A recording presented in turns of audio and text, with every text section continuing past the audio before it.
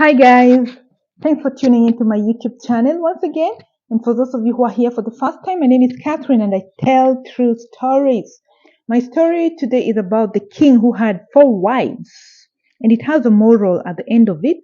So please watch to the end, especially the polygamous people. Now, let me tell you about the 4 wives of the king. The fourth wife was loved so much by the king. He bought her whatever she wanted, whenever she wanted. And he showered her with great love, so much. The third wife was just for show, These women like that you would like to walk around and just make your neighbors jealous because you think she kind of a trophy that you have won. So she was just for show. And he showered her with a lot of attention and love as well. The second wife, he ran to her for advice. He paid attention to her, especially when he needed advice from her on how to run the place. Whenever he will get into problems, he will run to her. And she was a great advisor. And so he showered her with much attention also. And then there was the first wife that no matter how hard she was trying to keep the homestead steady, running everything in the home, making sure that the home doesn't fall, he never noticed her. No matter how much she strived to get his attention, he never noticed her. He never noticed her. Never. Then one day he fell sick, very sick, to the extent that he had to spend a fortune to go and consult a sorcerer, a witch, in other words, to save his life. The witch, of all the people, told him, "My friend, your health is beyond control." Maybe if he had paid attention to the first wife, probably maybe she could have noticed that he's sick. But the other wives were so much into property and body care. But the first wife maybe could have noticed his sickness because she really loved him and was trying to run the home properly. But he ignored her, no matter how much attention she tried to get from him.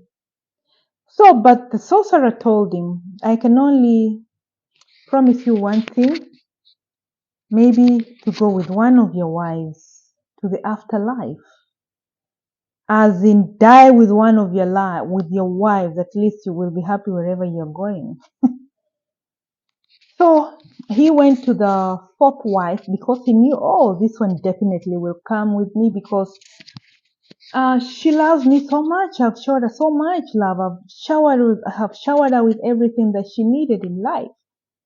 And so he went to her and asked her whether he will come with him in his afterlife. Even before he could finish his sentence, she said, "No, no, no, no, no, no, no, no, no, no, no." He was shocked. After all this he had done to her, and she rejected him. But who would really like to die with anyone? Apart from Jesus, maybe. And then he went to the third wife. "Will you come with me in my afterlife?" The third wife was like, "Look here, my friend. No, of course, I cannot. When you die, this life is too good. Let me enjoy. If you die, I will remarry, my friend. I will look for another husband." Another shock. Then he went to the third wife, the advisor, the second wife rather, the advisor. "Will you come with me in my afterlife?" She was like, "No, no, of course not. I can only see you up to your grave, but I'm not going to come with you." Okay, that was it. When he had just given up completely, he heard a weak voice from behind. "I will come with you to your afterlife." Then then he realized he had a first wife that he had really neglected and even forgotten about her completely. When he looked at her, she had really grown old because it had been a long time since he ever paid attention to her, and she was struggling on her own, trying to keep the homestead, as in like she was the slave of the family, sacrificing herself for him and the rest of the homestead. And then he was like, oh my God, I could have paid attention to you because you're the only person who's willing to come with me in my afterlife. Well, moral of the story. In life, all of us have four wives. The fourth wife being our body. We really adorn our body. We take so much care of it, pampering it, putting perfume on it, wearing ornaments to impress, which is not bad. But is the body going to come with us in our afterlife? No, you got to leave it here. Our third wife is our investments, our riches, properties that we try so much to keep and buy and show off. Well, it's not bad to invest, but are you going to go with your property in the afterlife? No, but we put so much concern in our property, our investments, our riches, just for show most of the time. Well, they're good for maintaining us in life, but most of the time for show. And our second wife are our friends. We rely on our friends so much when we are in distress. Our friends, our families, our relatives. We even forget that there is a God that we can rely on.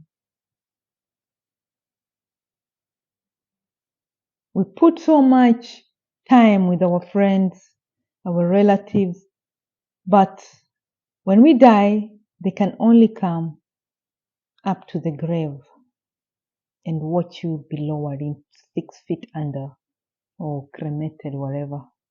They will not come with us. And the first wife that we have is our soul, our spirit. That is the only thing that will come with us when we die. And it is the thing that has been rejected and neglected by most of us. We don't care so much about our soul because people don't see it. We don't see it, but it exists. And it's the only thing that will come with us at the end of our life. It will be with us here, and it will come with us at the end of the life. Hence, we never nurture it. We never give it attention.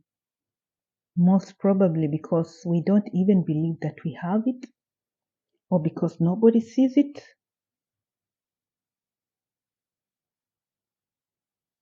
So, I'm not saying that you need to neglect your body, you need to neglect your friends, you need to neglect your properties, but you need to balance all these things in life. Take care of every aspect or every wife, let's call them wives, that you have. Okay? Take care of the body by exercising, of course, eating well, things like that, whatever the body needs. If you can manage to give it, give it. Take care of our properties, yes, and try to invest. Have relationships with people, relatives, friends. Take care of our soul. Take care of our soul. because this is the only thing that will exist forever. The rest are just passing clouds. So you need to balance. Don't forget that soul that is in you that you cannot see. You are just but a vessel. What you see is a vessel that you will leave for the afterlife. So if you like my content, like, share, and subscribe. Ciao.